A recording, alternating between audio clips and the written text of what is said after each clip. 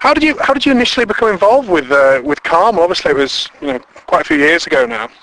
There was a meeting held in the old village hall in September of 1965, and as I lived just down the road from there, I went along. I was in the 5th or 6th form at the local grammar school at that time. So what grammar school was that then? Holywell Grammar School. Holywell Grammar School. No longer in existence. It's now housing. So you what, 16, 17? Probably, yes. Did you, presumably you must have played cricket at school then before that? Very little. Very little. In the grammar school we had 2 teams. It was in the days when there was a lot of school sport played. We would turn out 2 teams on a Saturday morning. I would just about make the second 11. I would bat number 11 and not bowl. So you were a bit probably frustrated then by playing schools cricket. There wasn't enough. Not really. Well, I was keen. I just wasn't quite good enough. And I think in those days, maybe as now, there were little cliques amongst the players, and if you didn't show yourself to be as good as or as better than those cliques, then you really didn't have much of a game. Although this is only a sort of basic memory, it's a long time ago, and it's I've not really thought about it much. Yeah. So what was do you think? Obviously your first game was at school. How old do you think you were then when you first played your first formal game of cricket? I would have been 15ish. 15. We played cricket in games lessons, of course. And what about at home in the back garden or anything like that? Sometimes with my friends. Father. With friends, so now you mentioned it, friends at Pen and Mice, yes, we would take over a farmer's field. There would be probably half a dozen of us. My dad had a set of wickets. We used to get a cork ball from Woolies, for probably half a crown. We'd have to move the cow patch from the field. In the winter, of course, this field doubled up as a football pitch. So where did this first interest of cricket actually come from? Then obviously you said maybe at school a little bit, but were you inspired by television at all, or was it anything like that? Or was it did you collect cards or reading newspapers or magazines? What was it about cricket in particular that made it stand out from other sports? I do remember we got the Liverpool Daily Post when it was in its broadsheet style, and used to give full Lancashire county reports and their score sheets, and I used to write down all the details from the score sheets out of interest. Yes. And I think that was really how it started. The actual cricket I played at school wasn't enough, I don't think, but I was keen. Who would you say then was your kind of, you mentioned Lancashire scorecards, and who was your first kind of hero then? Who did you, maybe when you were younger, saw in the paper or got the odd glimpse of on television or heard on the radio that was kind of your cricketing hero when you were younger? There were no real individual heroes because we didn't have TV at the time. Although we did have radio. I just don't know if Test Match Special or its predecessor was on at the time. So I had no real cricketing heroes. It was just, obviously I would have seen names in the paper. That would have been it, some more than others. But no real cricketing heroes that I would sort of pin my hat to. What about, obviously, later in your life, you've obviously come to see games on television. There must have been players you'd seen on TV and admired. Who were those kind of, those kind of players? I mean, I think myself, when I was growing up watching, I think the first time I ever watched cricket was kind of, 1993 for the Ashes, and seeing that first ball from Shane Warne to Mike Gatting, that was obviously something that just blew me away. And obviously I've followed Warne's career on from that point forward. I mean, has there been anyone, a batsman or a bowler who you've followed the career of? No. I've tried to follow cricket generally, so I've got a smattering of knowledge of players from most countries. Again, you asked earlier about a hero when I was younger. Yeah. No, I've just carried on that sort of point of view. No real cricketer that I've just followed from day one. Obviously, they're players that you admire for their ability and what they've done in the game. Yeah. Who would they be then, if you had to say, I'm obviously not asking to name 10 players, but your top 2 or 3, batsmen maybe, who would be among them? Do you think Tendulkar maybe, or? In terms of getting the most out of ability, I would consider Michael Atherton. He would have had lots of things against him, partly his university education at the time, coming into a professional cricket dressing room. He's had lots of pressure put on him, probably from the word go, and basically he's held up well under that pressure. He's obviously a deep thinker as well, and clearly a very intelligent man. I mean, as well as his batting, his captaincy as well, obviously, that was kind of interested you a bit? Yes, again, under pressure. He was captain of the joint university sides, playing against test countries.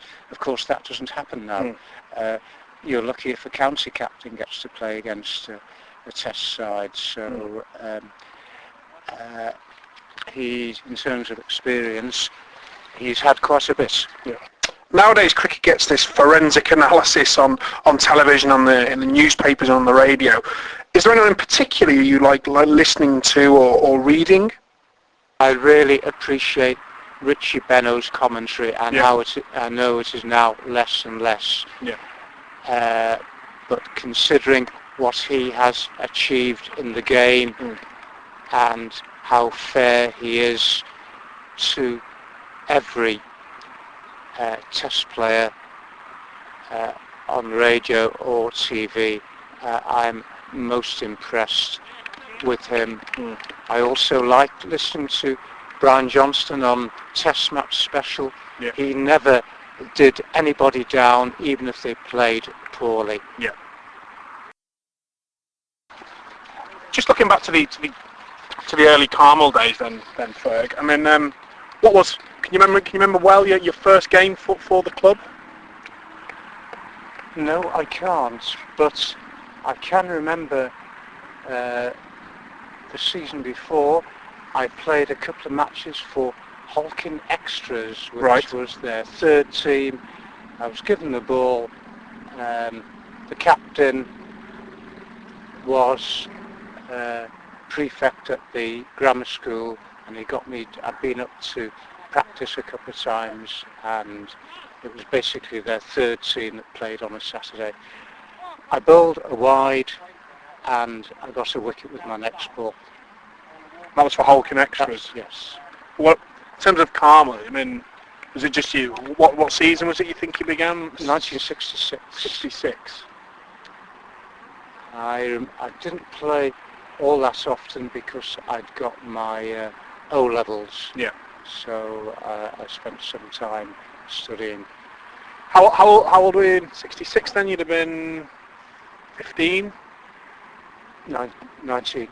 19. All right, yeah, okay.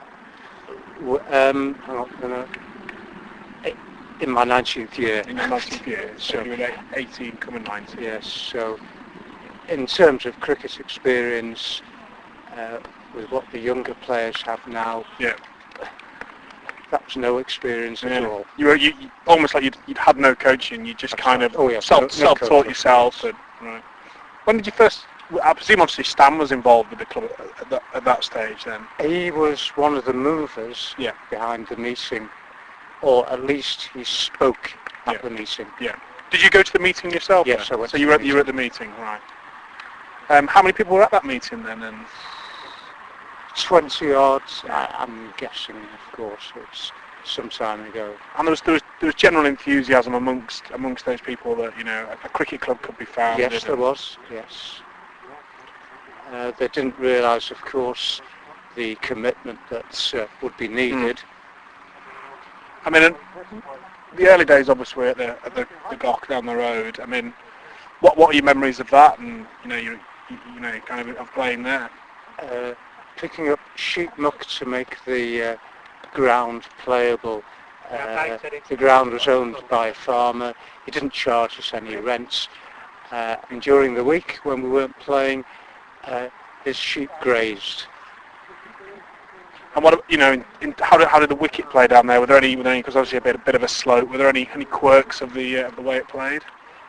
It had variable bounce. One end was different from the other, so you had to be able to adjust.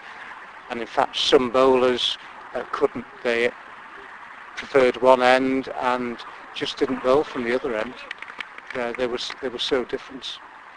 In terms of looking back over your kind of Carmel career, are there any matches in particular that stand out, either on a personal level, or it was just exciting to be involved in?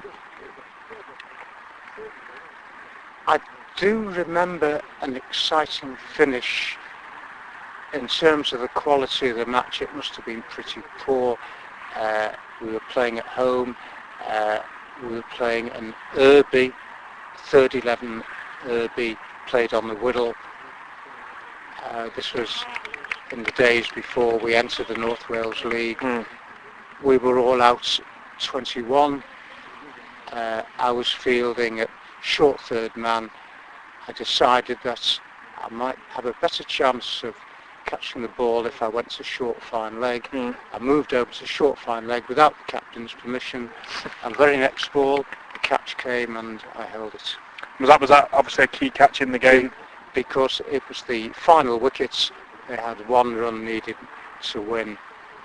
I can't remember if it was a tie or we won by one run, but that was an exciting finish. In terms especially of the runs scored.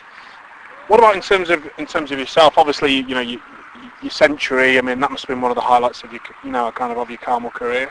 Yes, I think so. Although I keep all the club stats, I'm not really one for knowing how many runs you've scored or wickets you've taken at a certain stage of the season. It's something at the end of the season that you look at with some interest. But during the season, no, because each match is totally dependent on itself. What you've done in previous matches basically has no bearing. Yeah. Well, I mean, just looking at your century itself, I mean, you must have, it's something I'm personally still striving to make. So it's something that you must have felt really proud of at the time and really, happy to have achieved. Of course. I remember several things about the match. It was the May Bank Holiday Monday, and we'd had it moved. The original fixture moved because we had a village fete at the ground, and this was at the old ground. At the golf, yes. And Bethesda Seconds, who were playing, who turned up, one car missing, and we eventually had to start. I think they had 8 players, and Mike Jones and myself, who were opening the batting, just didn't dare get out to a team containing 8 players. So for the first, I don't know how many overs, we were both of us restrained in our shots.